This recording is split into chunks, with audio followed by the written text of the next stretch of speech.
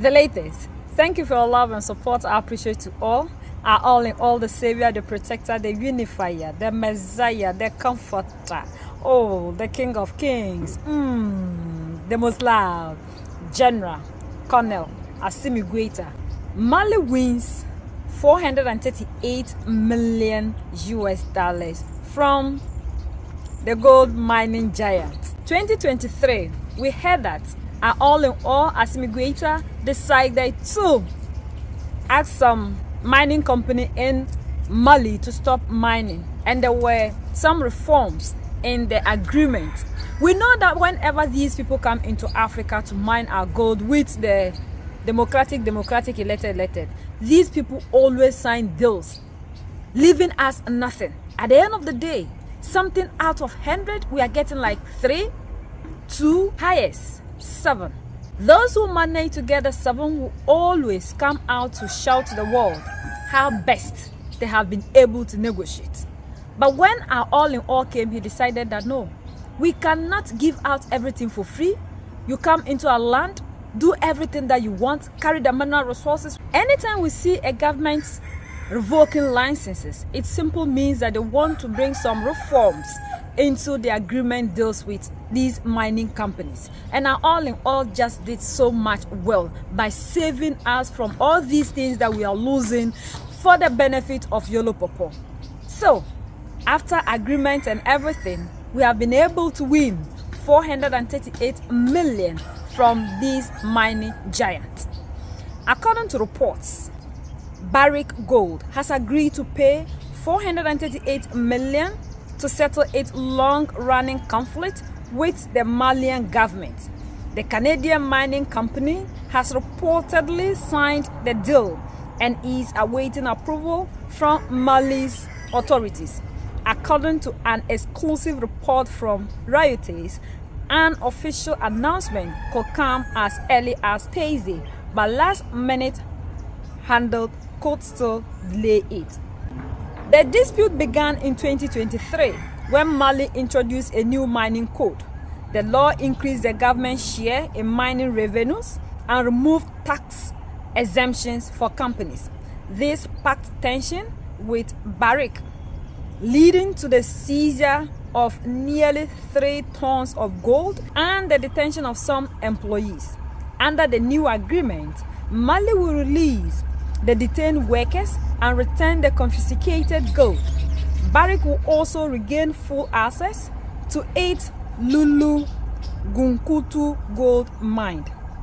More than 15 officials from Malian ministers and the consulting firm Eventus Mining completed a 3-day inspection of Barrick's mining site on Wednesday. Source said, by the river, on Bamako's outskirts, jeweler Modi Koita shapes hope from this precious metal. Refined by fire to its purest and most valuable form, in uncertain times gold fetches a high price, perhaps enough to feed his family. Found in abundance in the red soil, Mali's military junta is taking control of its precious minerals by seizing artisanal and industrial mining sites in a bid to change the country's fortune. I think the authorities are right to shut down certain mines given the lack of compliance with regulations. We live in a country governed by the rule of law. If these gold mines want to remain operational, they need to comply with state requirements. Several high-profile Western companies have had their employees arrested and are being forced to comply with new mining code that requires Mali to control at least 35% of their profits.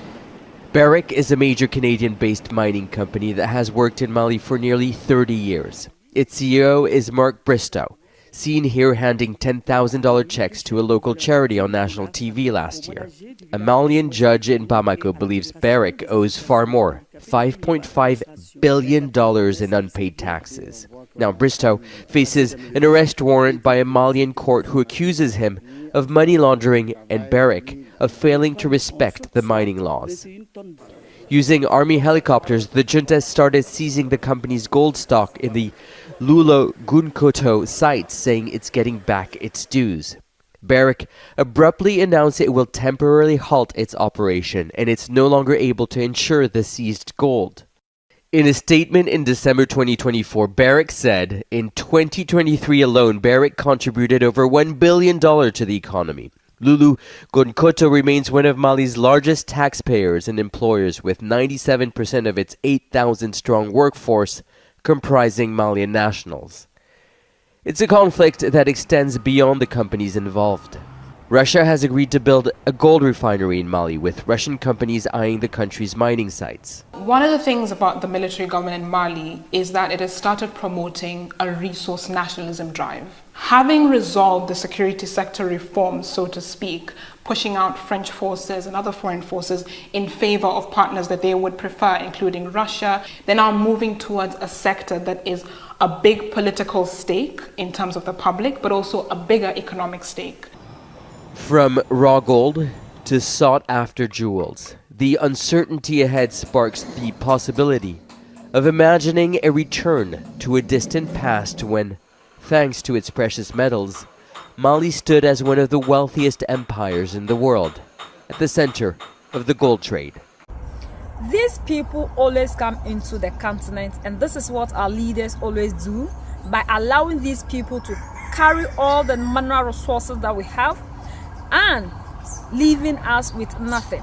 We can't have the mineral resources and people will come into the continent and be deciding the kind of whatsoever they want to give to us. We should rather be giving them the terms and conditions. These things that they come to take to their respective countries benefit them a lot. So why is it that at the end of the day, we those who have the natural resources end up getting nothing? We have the mineral resources here to make nothing out of it. You go and sit there and you are signing deals that are not beneficial to us. How can you be signing deals out of 100, 3, 7, and you want us to be happy with you? When we have leaders, they are showing us the way, telling these people what is supposed to be. It should be what benefits us. We should rather benefit the most because one, our land that they are destroying. We can't even go to where they are coming from to even say we want to mine something. Even when we want to buy weapons from them, these people still put restrictions. So why are we allowing these people to come into the continent and be taking everything for free? And the leaders are expecting us to be happy. These people are pretending that they are not aware that the youth are no longer happy with this kind of thing that they are doing. So they'll go and sit in their summit and they give us beautiful speeches as usual. But things have changed. Mali, Niger, and Burkina Faso leaders came at the right time to open our eyes. So now the African youth, we understand what politics and governance is all about. It's not like the olden days that we just didn't know anything and all we sit down for you to do is bring people on radio and television to tell us, and whatever we hear is what we buy into. Now we do more research to understand the deep insight of everything that you come out to tell us. So we have to wake up as a people and be serious, because we can never allow somebody to come somewhere from wherever to come and be carrying the mineral resources for free and we get nothing in return. Look at how they've polluted our water bodies. Nobody is checking them. Our forests are being destroyed. These people have the liberty to do anything on the African soil. And the leaders are watching. And we still have leaders who will come out to defend them, protect them, cover them, and tell us they can't talk or do anything about it unless elections are over. Like, seriously? Must everything in Africa be about election? Must it be about you being the leader?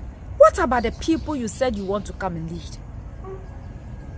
That is the difference between you, the democratic elected ones, and Mali, Niger, and Burkina Faso. They know what it is to be a leader, and they know that ruling and leading people is about the interests of the people and not you yourself that is leading. And that is why they came into office. They are not increasing their salaries. They are protecting the natural resources, defending everything of the African and their nations with their lives.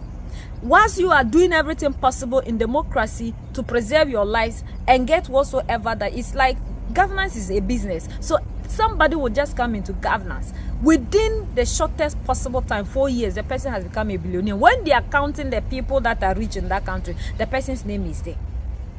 So governance has become a business. Politics is a business that people come into office to make money. But Mali, Niger, and Burkina Faso, That is not their narrative, and that is not what they are fighting for. So this is beautiful. This is so beautiful that we are seeing that leaders in Africa are rising up to defend whatsoever that is of the African. And we continue to rally and support Mali, Niger, and Burkina Faso. This is beautiful. Assimi Goïta, may the land continue to protect and guide you, and may you get the wisdom to do more, and may you continue to live long for you to keep doing what you are doing. These leaders have never been for the interest of the African, and that is why till date Africa is still where it is. Our brothers and sisters, we still say in the Sahel to continue to give them the morale, the support, your cooperation, so that they will do more, because we know our freedom lies in this fight of Mali, Niger, and Burkina Faso. United we stand, divided we fall, and united we keep standing forever and ever. The greatest enemy of the African is mental slavery. So let's decolonize ourselves from mental slavery. Let's keep sharing to educate our brothers and sisters. Together we make Africa great for ourselves and the next generations that are going to come. I love you, my family, for always choosing the latest. If you haven't subscribed, please subscribe. So that's the latest around the world, in Africa, West Africa, and in Mali.